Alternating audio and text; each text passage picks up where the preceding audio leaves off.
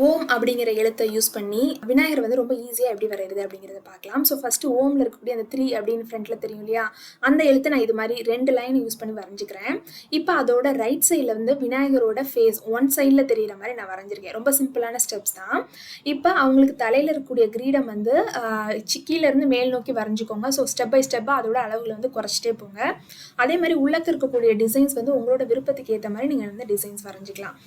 இப்போ விநாயகரோட கண் வரையணும். அது பார்த்தீங்கன்னா நம்ம 3ன்னு வரைஞ்சிருக்கோம் இல்லையா, அதில் சென்டரில் அந்த கர்வ் மாதிரி வருது இல்லையா, அதுக்கு நேராக அவரோட கண் இருக்க மாதிரி வரைஞ்சிக்கோங்க.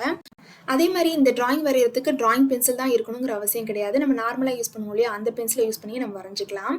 இப்போ அவுட்லைன் ஃபுல்லாக வரைஞ்சாச்சு. இப்போ அதோட ஓரங்களில் மட்டும் பென்சிலை யூஸ் பண்ணி இது மாதிரி நான் ஷேட் பண்ணி ஐயர்பட்ஸை யூஸ் பண்ணி ஃபுல்லாக நான் பிளெண்ட் பண்ணிக்கிறேன். அதான் நம்ம விநாயகர் ரெடி ஆகிட்டாங்க. பட் அவங்க ரொம்ப ப்ளைனாக இருக்க மாதிரி தெரிஞ்சுது. அதனால வந்து நான் ஃப்ளவர்ஸ் அது மாதிரி சில டீட்டெயில்ஸ்லாம் பிளாக் பண்ணி யூஸ் பண்ணி நான் வந்து இது மாதிரி வரைஞ்சிருக்கேன்.